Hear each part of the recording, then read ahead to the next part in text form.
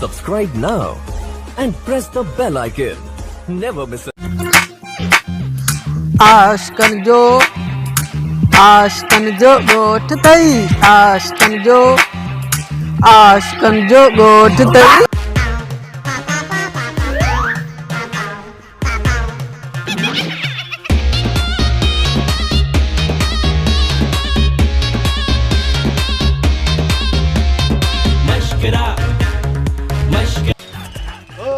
चाल करी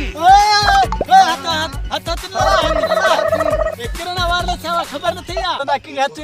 बीमारी थी देने 70 थी देने मुसा न मिल अरे सही हो बा हल त हलो मटवा थाने मिली चो शहर नो पिनिया वा क्या बिठो तई मुंह अंधे में मां अंधो त आया तू आही सजो सा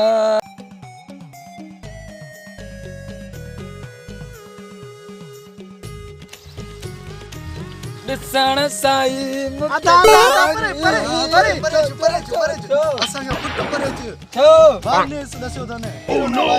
अरे काने करो ना वार पूरा दाना नहीं न असा के परे थी बा ना करो ना वार सच तो मिला अरे मैं केडो सिकायला मुके भाकुर दा पायो एक छमे ना रे रही वा चो छमे ना हुजे खणी साल रही परे थी ॾिठो दी ने कबे के हथ न मिला हर पर बीमारी वठी ने लागे सही चो ने सानी सारण घणा पैसा कमाई हलो भला से चांदा न पिया होटल दे असाम सपा सुन्या लगा पिया चाहे पीसर मा वणा भाई भाकुर ना पैसा कमा वणा तो ने भाकुर पायो तो भाकुर पायो असा परे फलो हल हलो चा ना पी छोड़े वठो अधे के वठो हल हां चो भला चो परे परे हलो फुट परे हलो हां परे हलो हलो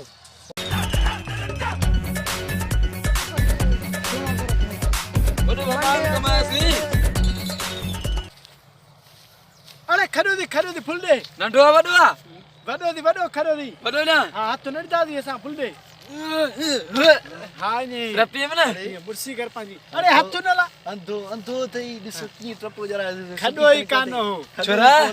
देखो बदले लो या मुझे कोन दो बार मंडो खडो हुयो अरे खडो असा पाण अरे जय बुधो हां ओ होटल बंदर में वठी के दालम तो खेर के खबर पई मावड़ वे आयो मोडो अरे हां यार ओ पुलिस थारा ने चो पाण में पजवाणो करू न वेहो हां बस इते वेहो त का चाहिए तारी क्यों हाल से तार बला न तारो न वाने से परेच तारो फुट परे गाल विसरी थी वने बे भला गाल विसरी थी वने हां अरे मुई गाल त बुध ओ गबर न बनने में पबली ना मिलोई ने वाला खात हो खबर ना वने पियो गबर मिलो ही मातो के जेरो न छडी दुस ए घणा कमा भैया डोली मिली ना हला चो की मुसा अरे खेराल ओ गब्बर डोली ने व्यान ता रिठा दोया काली खातियो हाने निकले ने गब्बर डोली असा गोले पैर परे छे गब्बर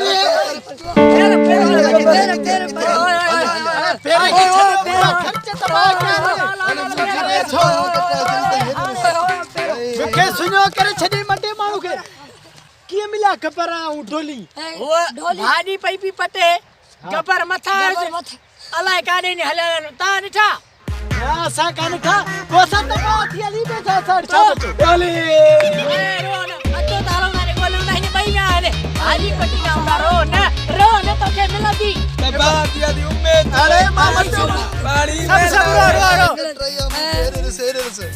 हलाव तारो गोले उतारे अरे तू टक्कर वाले मटा भी नहीं अरे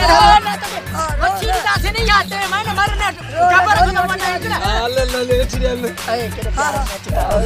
गबर है क्या था